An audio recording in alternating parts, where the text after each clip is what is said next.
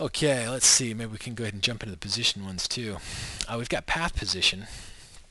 Path position is actually, you can either specify a path ID as an input, as well as the particle's position. So we would actually need a particle value out here, take his position. This is one of those cases where you could either use the actual position output of the particle, or you could just take the particle itself, connect it to the position, and it will derive the particle's position. But you would have to actually have a path out here for this to work, and then you would pick that. And if you wanted to know, well, what is the, let's say these particles had a particle path follow going, we could look up and say, okay, here's my particle, here's my position, and where's my position relative to the curve? Is it a 0 or 1? 0 at the beginning, 1 at the end. As well as what is my alignment based on that. So that's path position for us. We also have surface position. Surface position will take a node, so any piece of mesh geometry out there, and if you wanted to look it up on a per particle basis, oops, you can't use that one, you'll have to use the other helper.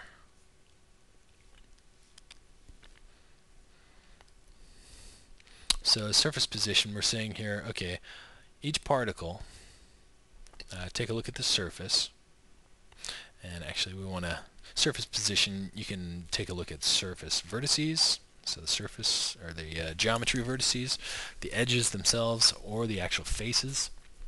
You can filter out by material ID, smoothing group, or UVW channel, and of course a random seed, which will kind of vary the results. Because what this will do is this will actually say, okay, for each particle, go ahead and output a unique position. And that position will actually, let's go ahead and do it. Let's use a position born. Actually, we'll just use a born, because a born doesn't actually specify any position. We're just going to say, okay, create the all, create a pistol shot, and let's go ahead and look. We want to now. Now what we've done is we've born a bunch of all particles. They are actually at the origin. We can't really see them. There they are. Just not very well because they're all in the same spot. And what we're going to do is we've got this geosphere selected as our node, and we're going to say, okay, for each particle, look up a surface position and then output that unique position. And so we can now go ahead and use a particle data operator to set that particle's position based on what he found from surface position. It's just going to generate a unique surface position. We'll look at the surface, figure out a unique value, or if you say, okay, this is the specific face ID I want. Let's say we went ahead and used an integer for a face ID. And say, okay, there's face number 1, 2, 3, 4. You can just see how it's going to count all over them. But we don't actually want the face ID in this case. But if you did input those, you could find out specific information about what its position or normal is, or what its actual UVW coordinate. We can go ahead and also expose the, let's see, the alignment. Pipe that out. And now the particles, of course, align themselves to the tangent of the surface, or perpendicular to the surface. Okay, so that's surface position. Now let's come back up here. We also have volume position. This works very much in the same way.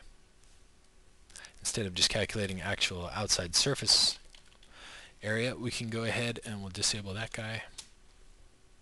And we'll input first the volume position's position output. So each particle is going to look at this node and calculate a volume position. And then he's going to go ahead and set that particle's position to that value. So you can see all these particles are now, you can't see it too well, they kind of look like they're out on the surface. What you can do is you can, let's get over here, you can modify this thickness value. And this will actually, you can see what happens is it changes where in the volume it determines positions. You just take that random seed, you can generate different areas. Modifier tracking, if this, say, had an animated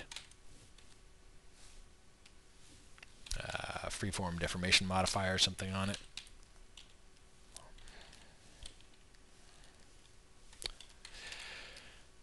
If you do that, then you are going to want the modifier tracking to be turned on.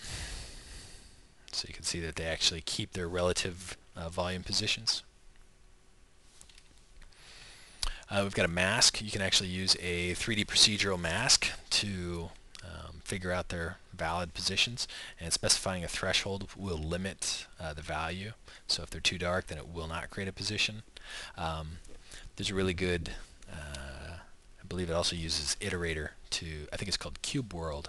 Great video, great demo scene. Check that one out.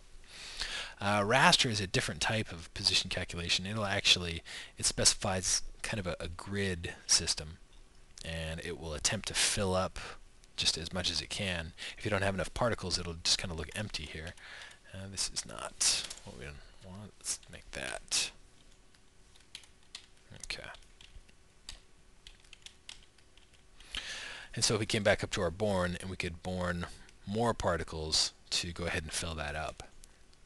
But maybe we want to go ahead and change our rasterizing parameters, make more space in between or less space in between, as well as you can add a little bit of randomness to it.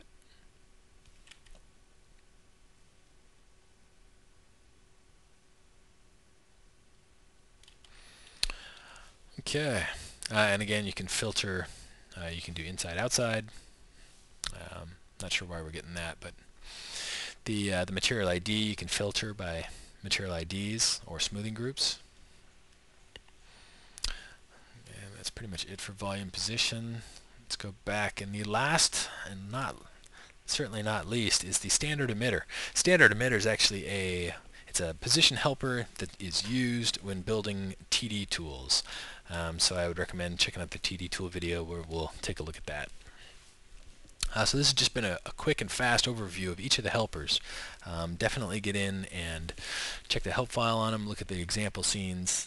There's quite a bit that you can do with them, and they're pretty much essential for any complex systems.